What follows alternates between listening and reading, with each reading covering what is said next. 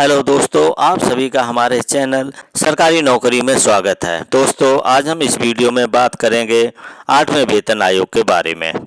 तो दोस्तों, केंद्र सरकार के करोड़ों केंद्रीय कर्मचारी और पेंशनर, साथ ही साथ राज्य सरकारों के करोड़ों कर्मचारी और पेंशनर्स को 8वें वेतन आयोग की मिलने वाली है खुशखबरी। कितना करना पड़ेगा इंतजार 8वें वेतन आयोग के लिए?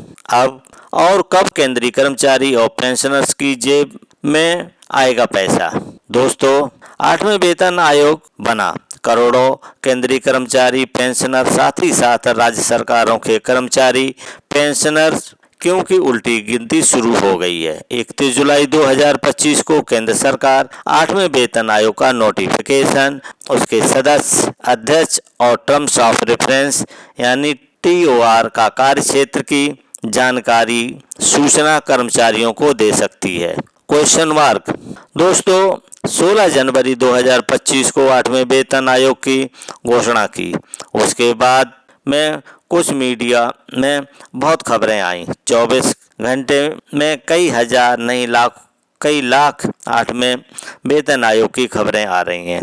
अलग अलग तरीके से, अलग अलग माध्यम से, अलग अलग विश्लेषण से, अलग अलग झूठ से, अलग अलग प्रोपोगंडा से, मतलब सब कुछ, सारे गरम मसाले, ठंडे मसाले, सब कुछ डाल के सोशल मीडिया पर फैलाया जा रहा है।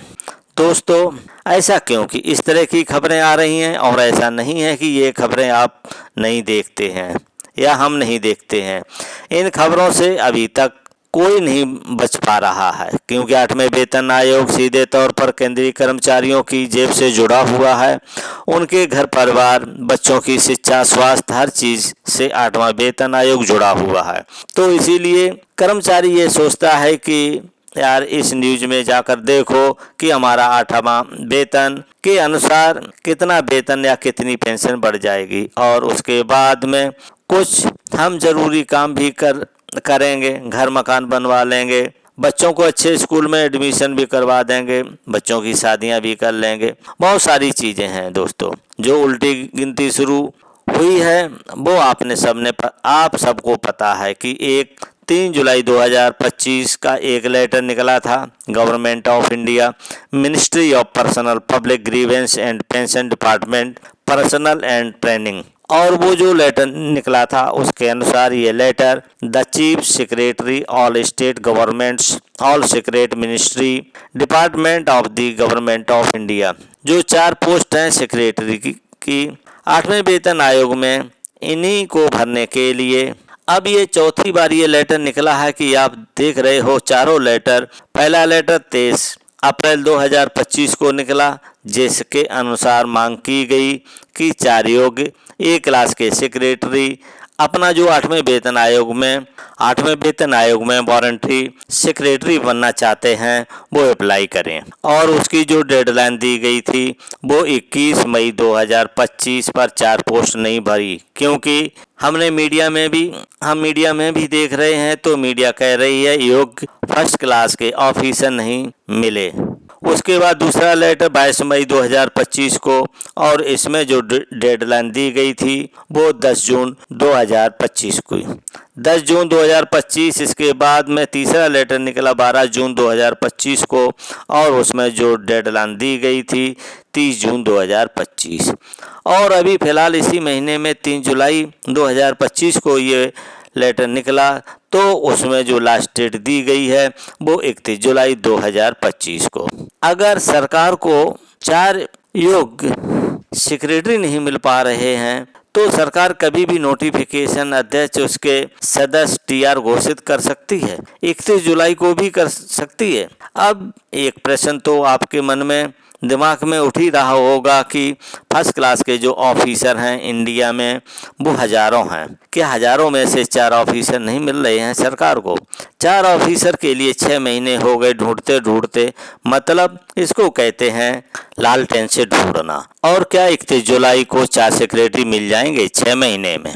दोस्तों, हमारे देश में बुद्धिजीवियों की कोई कमी नहीं है। अगर सरकार चाहे, सरकार की मंशा केंद्रीय कर्मचारियों के भला करने के लिए हो तो अभी तक नोटिफिकेशन भी निकल जाए, अध्यक्ष से और मेंबर की नियुक्ति भी हो जाए। टर्म्स ऑफ रेफरेंस भी बाहर आ जाएं और अब आयोग अपना काम भी शुरू कर दे। पर यहाँ एक बात है, हम ये कहना चाहेंगे कि सरकार की मंशा केंद्रीय पेंशनर्स के भले में नहीं है। ये सीधी सी बात है। इतने बड़े देश में ताज्जुब होता है कि चार सेक्रेटरी की पोस्ट नहीं भरी जा रही है। तो हम सरकार से निवेदन करते हैं कि देश में एक सर्विसमैन भाई हैं। हमारे देश में बहुत सारे पूर्व सैनिक हैं, एक सर्विसमैन हैं, जिनको हर चीज़ का ज्ञान रहता है। बड़े बड़े उसमें एडवोकेट हैं, वकील हैं, उनमें से आप सेलेक्ट कर लीजिएगा। एक मेंबर आप आरबीआई का भी ले लो, जो देश की अर्थव्यवस्था के विशेषज्ञ हैं, उनमें से एक ले लो। और जो अलग अलग पोस्ट होती है, group D, group C, group B, यानी जो भी ग्रुप की हैं, उनमें से कुछ को रिटायर्ड वालों को ले लो, जो सर्विस में कर्मचारी हैं उनको ले लो। अपने आप टर्म ऑफ रेफरेंस बन जाएगा। मतलब देश में एक से एक बढ़कर बुद्धिजीवी हैं। अब जो आयोग बनेगा, उस आयोग में भी जो फर्स्ट क्लास के ऑफिसर होते हैं, रिटायर्ड जज होते हैं, वही बैठते हैं, वही अध्यक्ष, वही मेंबर।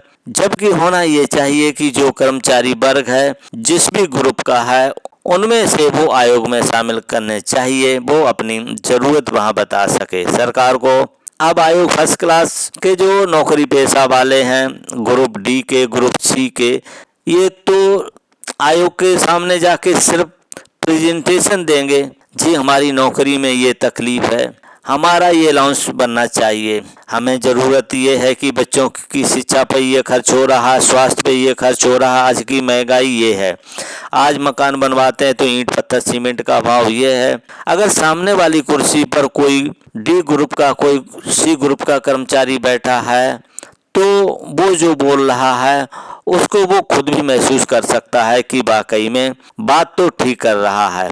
क्योंकि मैं भी ग्रुप डी का कर्मचारी हूँ, मैं भी ग्रुप सी का कर्मचारी हूँ। चलो भाई, ये रिपोर्ट बनाते हैं। जो फॉरेन कंट्रियां हैं, जो विदेश, जो दूसरे देश हैं, उनके अंदर जब भी वेतन आयोग बनता है तो उस आयोग में कर्मचारी वर्ग को ही अध्यक्ष और मेंबर बनाया जाता है। सभी ग्रुपों से इसलिए आप देखोगे कि जो भारत की अर्थव्यवस्था है वो चौथे नंबर पर है विश्व में, और जिन देशों की अर्थव्यवस्था 120-125वें स्थान पर है, उनका वेतन विश्व में सबसे ज़्यादा है। यहाँ तक कि अमेरिका, रूस, चाइना, इंग्लैंड, इनका भी वेतन बहुत ज़्यादा। हमारे यहाँ तो क्या होता है कि मजदूरी के अंदर अगर 1 रुपया भी बढ़वाने होते हैं तो मजदूरों को तो उनको आंदोलन करना पड़ता है, और 1 रुपया बढ़ा के सरकार वाहवाही लूट ले जाती है। अगर गन्ने का भाव 1 रुपया बढ़ा दिया तो सरकार इस तरह से बाहर आती है कि बस अब किसान हेलीकॉप्टर में उड़ने लग जाएंगे, ऑटो गाड़ियों में चलने लग जाएंगे। दोस्तों, ये बात हम क्यों कर रहे हैं कि आपके मुद्दे की बात जब आपकी जेब से जुड़ी हुई बात है। ये 8वें वेतन आयोग कई बार जब कोई कर्मचारी इस देश में कोई कम नहीं है। 1 करोड़ 20 लाख के तो केंद्र सरकार के कर्मचारी और पेंशन हैं, राज्य सरकारों के भी 8 करोड़ से ज़्यादा हैं, कोई कम नहीं है। अगर इनकी वोट आप गिनोगे, एक एक कर्मचारी, एक एक पेंशनर की पीछे 5-5 वोट हैं। हम लोगों को खुद ही अपनी ताकत का पता नहीं है। और दूसरी बात, जो कर्मचारियों के संगठन हैं, यूनियन हैं, वो तो सरेंडर कर चुके हैं, वो तो सरकार की गोद में बैठ चुके हैं, सबको मालूम है, इसलिए ये हालत हो रही है। 8वें वेतन आयोग 16 जनवरी को घोषणा होती है और उस दिन से आज दिन तक 8वां वेतन आयोग खरगोश की चाल चल रहा है।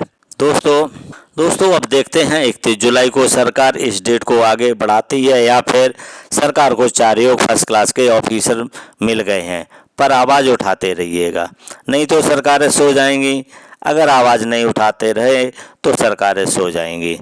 सरकारों को जगाते रहिए। 16 जनवरी को आपने घोषणा की थी 8वें वेतन आयोग की, आप सो गए हैं क्या?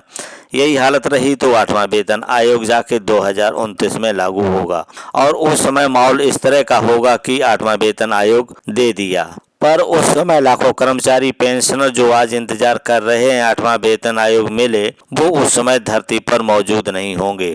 हो सकता है उनमें से आप और हम भी हों। तो कोई भी चीज़ समय पर मिल जानी चाहिए और ये हक है, ये न्याय है कर्मचारियों के हित में। तो सरकार से भी रिक्वेस्ट है कि इस तरह के आंख बंद करके मत सो। कर्मचारियों को मनोबल टूट रहा है, कर्मचारी बहुत इंतजार कर रहे हैं और आज रिकॉर्ड तोड़ महंगाई है, कमर टूटने लग रही है। कर्मचारी वर्ग की उसको सांस आना मुश्किल हो रखा है। ये बिल्कुल सीधी सी बात है। अगर कोई कर्मचारी चाहे किसी भी नौकरी पर हो, अगर उसकी कोई भी छोटी मोटी EMI जाती होगी तो उसका गुजारा होना मुश्किल हो रखा है। यहाँ तक जो पेंशनर्स हैं, पुराने पेंशनर को छोड़ो, जो कमिटेड करवा करके आए, पेंशन को कमिटेड करवा के आए, जिनकी पेंशन आदि, उनका भी गुजारा मुश्किल हो रहा है। तो सरकार को कर्मचारियों की ये हालत को देखते हुए जल्द से जल्द 8वां वेतन आयोग की रिपोर्ट लेनी चाहिए। तो दोस्तों, ये जानकारी आपको देनी थी। ये जानकारी कैसी रही आप हमें कमेंट में ज़रूर बताइए। यह जानकारी अच्छी हो तो लाइक करके अधिक से अधिक शेयर कर दीजिए।